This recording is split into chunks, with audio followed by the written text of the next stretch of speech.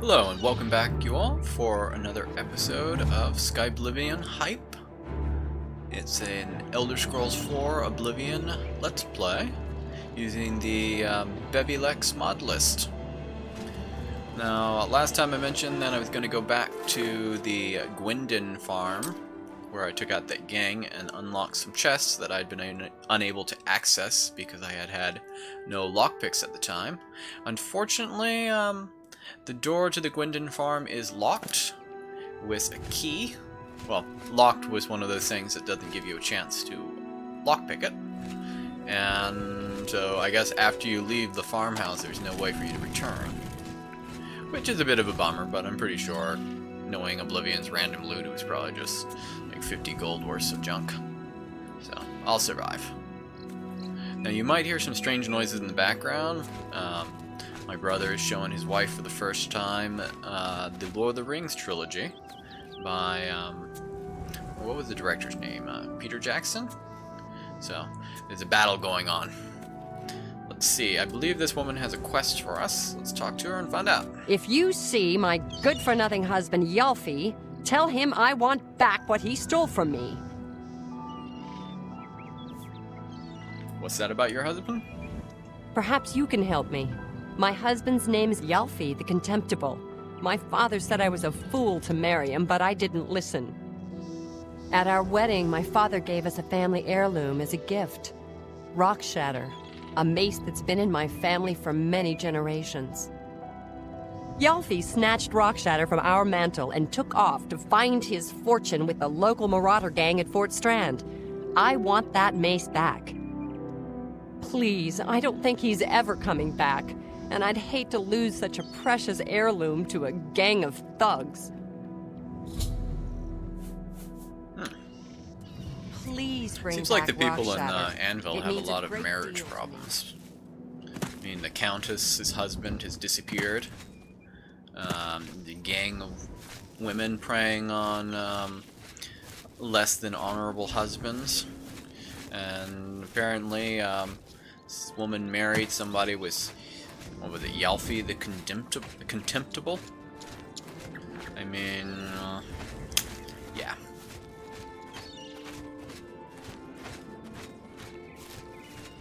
So, we'll help her out.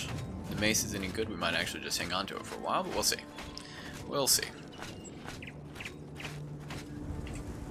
In the last episode, we took out the ghosts on that ship, retrieved this high elf wizard's crystal ball, and we were rewarded with pretty much junk. Hopefully this one will be a little more rewarding.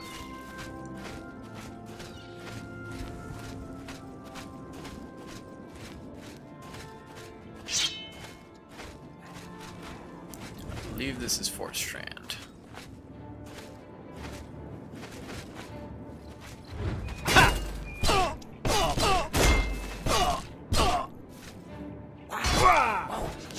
Some of that reskinned fur armor. I like the look of it. Fortunately, fur armor is statistically trash.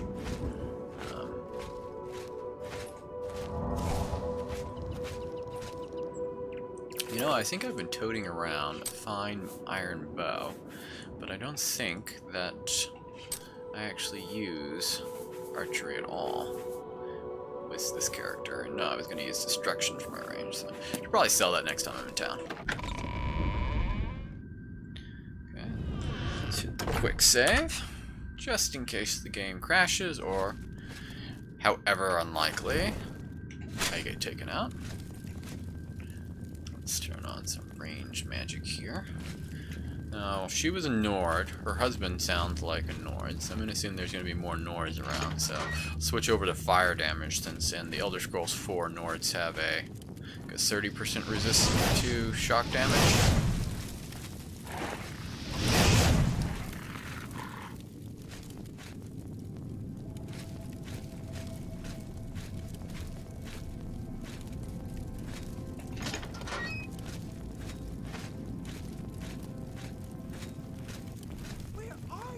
Whoa.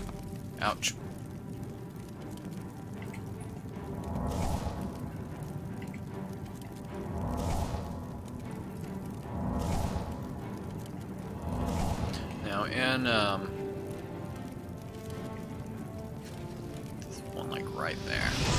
Yeah, she moved. Oh, I did get one. The Supreme Magicka mod adds magical sneak attacks. So if the enemy hasn't spotted you yet, you do double damage. It actually increases as you move up your destruction skill, I think. So either your destruction skill or your sneak skill, I forget which. I had an assassin character a while back, and I used yeah, it was pretty cool. Oblivion originally didn't allow for spellcasters to do sneak attacks. Okay, let's take a look.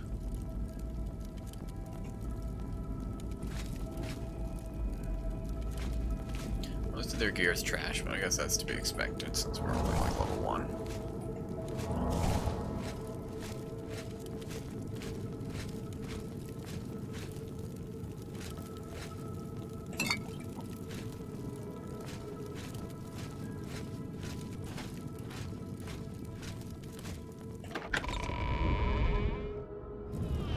You know, actually, let's clear out this first area completely before we move deeper in.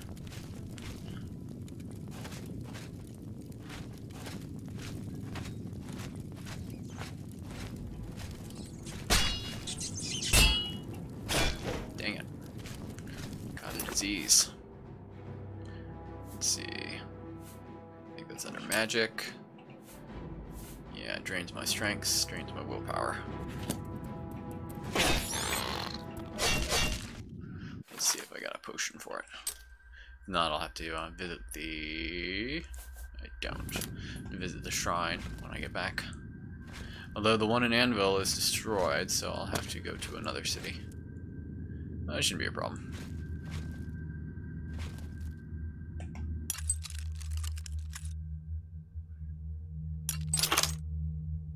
Yay, I got it. Not very good at the lockpicking in this game. And I'm playing using the Steam controller, so it's a little off as well.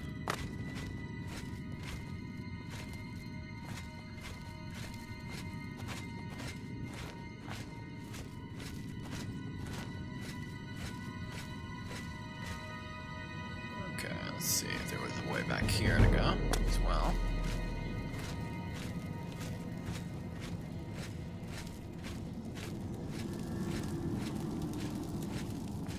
Was, by the looks of it. This way.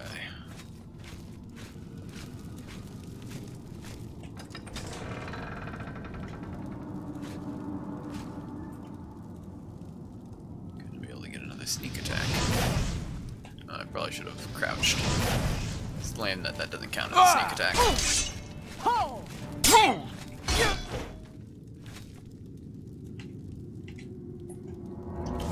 Go to two-handed weapons, but I don't think I'm going to. I'll be able to hold my torch. And I do have a nice shield.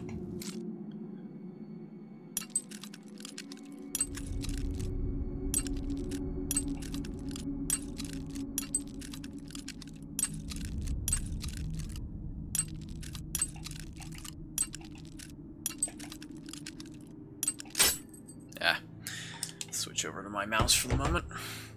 My controller's trigger is sticking a little bit.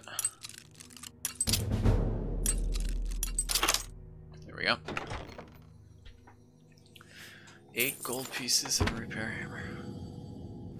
Reach.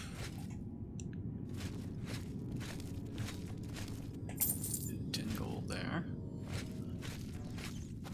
Here, another rat. Vile little creatures.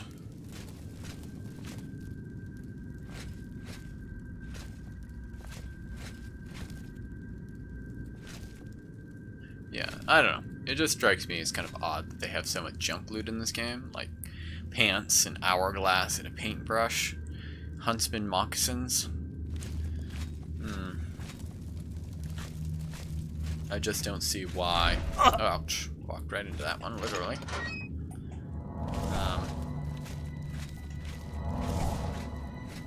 Why would someone shove moccasins into a barrel in a dungeon like this? I mean, heads back to the Great Dome, which is probably where we'll face the husband. Let's see, does this go somewhere?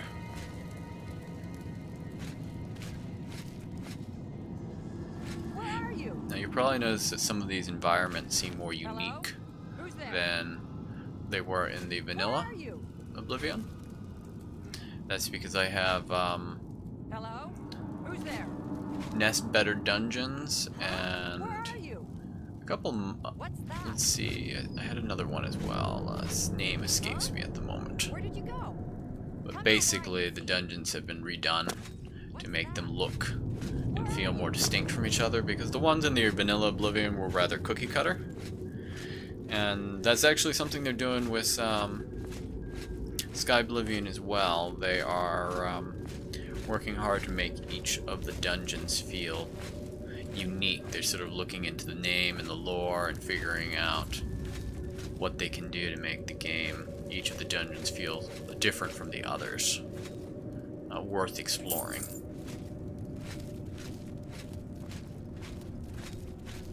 Hello? Which I think is pretty cool. I remember when I first started playing the Elder Scrolls games, it was with Morrowind, and the dungeons felt pretty unique.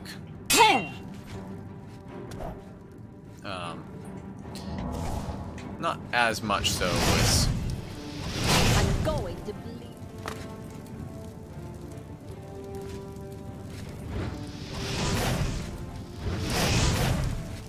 Let's get this over. Ah! Not so much so with vanilla Oblivion. It had the problem of a lot of its dungeons looking very similar to each other. And the poor loot generation also didn't make it very rewarding to explore a lot of them, so at least the first 5 or 6 times that I played the game, I eventually just started focusing on just the quests, because they were pretty much the only way that you'd get unique items that were really worth carrying. But with these mods installed, at the very least the dungeons look pretty unique, pretty distinct from each other. It also adds in some unique enemies on top of those added by the creature diversity mod that I'm using. Now, a few people have noted that I don't have some of the larger overhauls, like Mascar's overhaul and Obscura's Oblivion overhaul. And the primary reason for that is that with some of the larger overhauls I've tried in the past, they just cause the frames to drop a lot more crashing to desktop, and the quality of the stuff added seemed all over the place. Like, these are mods that came out quite a while ago and haven't really been updated since.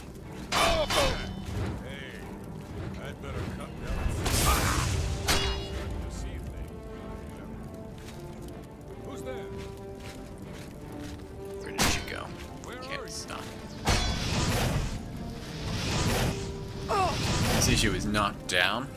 That's an effect added by Supreme Magica. I hear combat going on. Somebody's badly injured. The sounds of it. Probably walked into a trap. Yeah. Ah, it's her husband. Down he goes. There's the mace. Says I found Yalfi the Contemptible inside Fort Strand, with Rock Shatterer still in his possession. I should take the weapon pack to Maeva and tell her of her late husband's fate.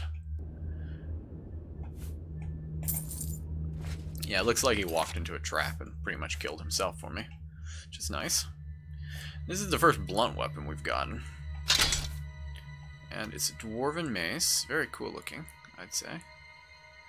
And it's got a nice lightning damage, plus 10% more damage for 20 seconds, so that's 6 points of damage right there.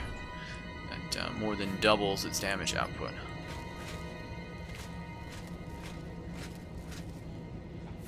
Let's see. Hammer. There's no way I'm going to be able to unlock that with 3 or 4 lockpicks. So I'm not even gonna try. And knowing Oblivion's loot generation is probably gonna be like a lockpick and a few pieces of gold. I don't know what they were thinking when they came up with their loot generation and the level difficulty for the the locks on them, but it's not what I would do. I feel like if it's a yeah, that must be the trap that he triggered. I feel like if you're gonna put a level hard trap lock on a chest, it should have some pretty high quality loot for whatever level you are. But it doesn't seem to be the case. I've gone through trouble of picking very hard locks to get trash that you can find in a dumpster in the Imperial City.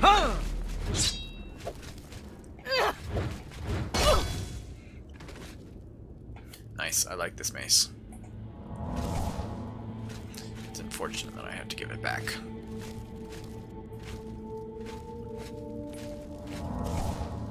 Especially since I really do need a blunt weapon so that I can keep my blunt up as well.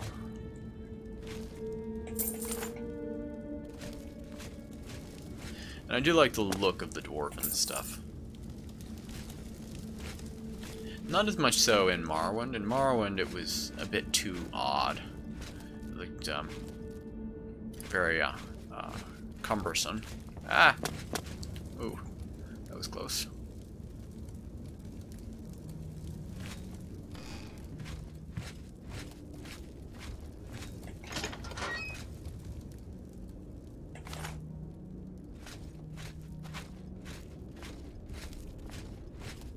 But in Oblivion and Skyrim, particularly the modded dwarven armor, looks quite cool.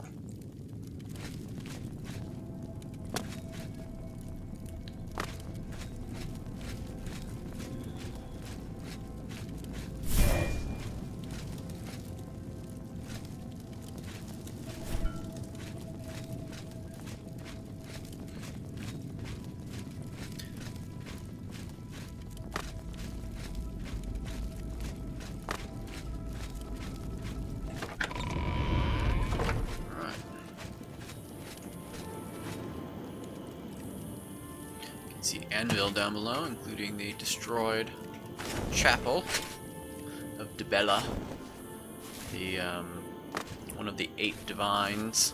I think she's associated with like beauty and passion or something like that.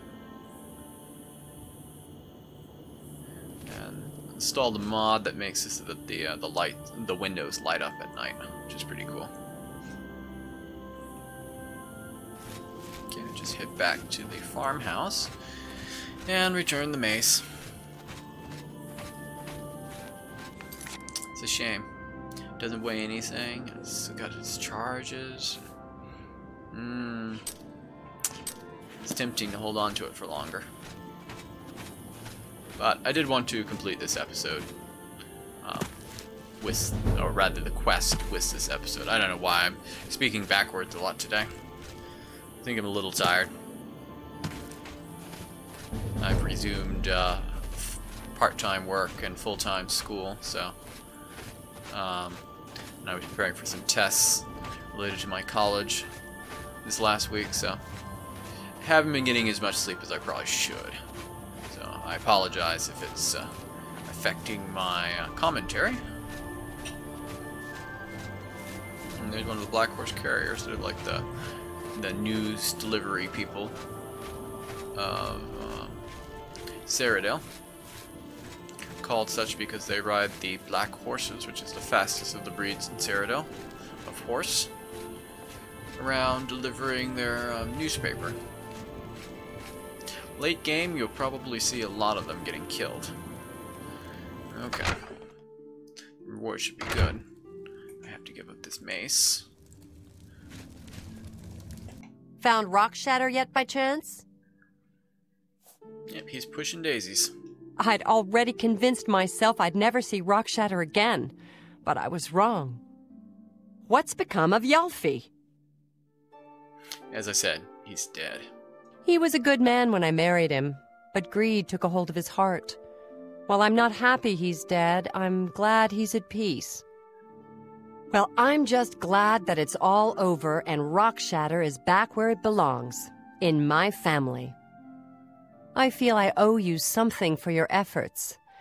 Yes. I feel it only appropriate that you have my dowry. I would consider it an honor.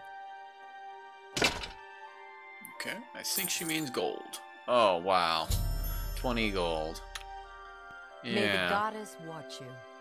Sadly, a lot of these side quests do not pay very well. And that is an example of one. We traded in a mace that was powerful and worth more than 200 gold for 20 gold. I wonder if we got a point of fame.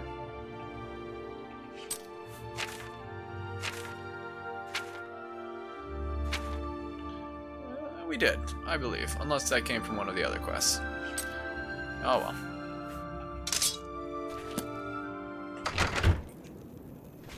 She did say that she was glad that he was at peace, which is nice. It's nice that she has a forgiving attitude. I wonder, though, if in the Elder Scrolls there's an equivalent of hell that less honorable people are supposed to go to. I don't recall ever reading anything about it in the lore. Or that, you know, like, evil people went to Oblivion. So I'm guessing not unless they've talked about it, like in Elder Scrolls Online. I haven't played any of those yet, so I suppose it's possible. Anyway, I think that's going to do it for this episode. I think in the next one we will travel to... There aren't very many side quests in Skingrad. I think there's a couple related to buying a house, and then one where... which is most fun if you're playing like an assassin. So we won't do that one this time. We'll probably go to Coral. There are some really good quests around there. Give you some nice magical weapons. I can show you all where the Nightly Armory mod has placed a new shop. I also wanted to do some outside of, I think, Leowen. Probably do the Knights of the White Stallion quest line. And there are a couple in Shadenhall worth doing. And there's a few in hamlets around here I plan on doing. About that time, probably have enough gold to suit up. And then we'll start doing the pilgrimage of the Knights of the Nine. And then from there, the Knights of the Nine main quest line. Should be a lot of fun. I hope you all will join me for it, and I'll be back soon with another episode.